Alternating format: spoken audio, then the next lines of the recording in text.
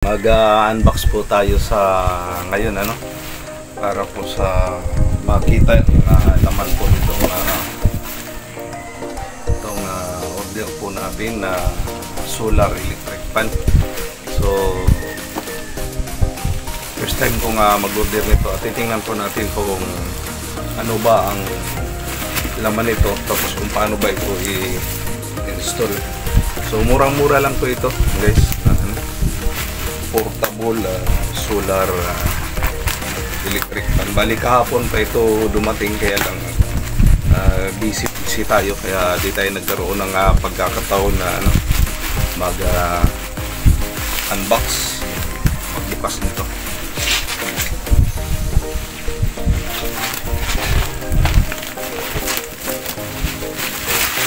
Maganda po yung niya, maganda yung packaging.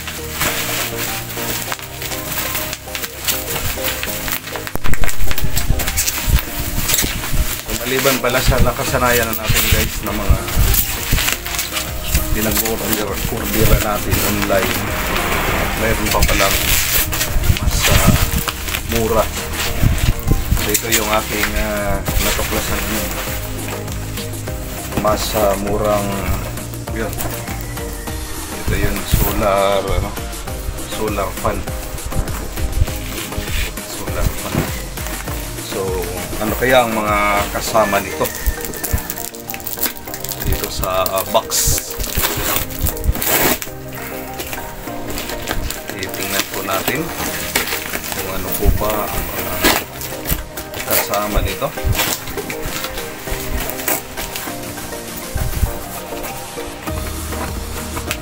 Number 1, ito po na, whoops, ano ito? Ano ba ito?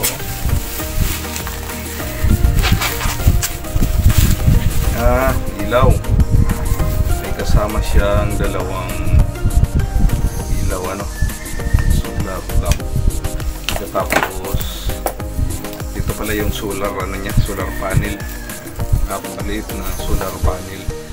Tapos kung may kuryente naman, pwede namang i-charge mo siya sa pamagitan ng kuryente sa ating mga outlet. Kasi rechargeable po itong solar panel. So napakalit lang po, guys, ng napakalit lang ng solar panel niya. Baka inaasahan po natin na malaki, kasi kung titingnan po natin sa online, parang lang siya, parang malaki siya. Pero ito lang talaga siya. Ang laki niya ay nasa mga 8 inches, 8 by 5. 8 by 5 lang yung lapad ng ating solar panel. So shout out po sa lahat ng mga kaibigan natin.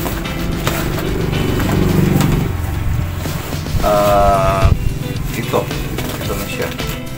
Mayroon din siyang manual, user's manual.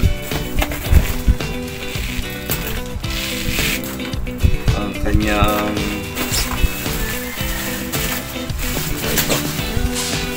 ito yung EDC niya, pinaka EDC.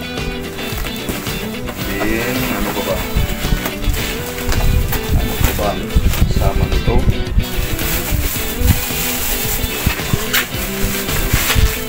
Yan, ito na siya.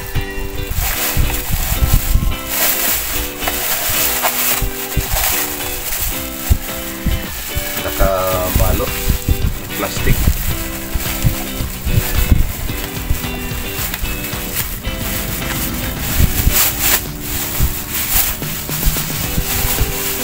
Bali to, guys, pang pasiguro natin sa pag brown out. Yan, kasi yung bunso ko ay hindi pwedeng walang electric fan. At nung nakaraan nag-brown out, talagang papuyatan din sa kakapantay sa aking bunso. And then ito yung pinaka niya, nakapungan niya, pinakapaa. So ikabit po natin isa-isa nating ikabit.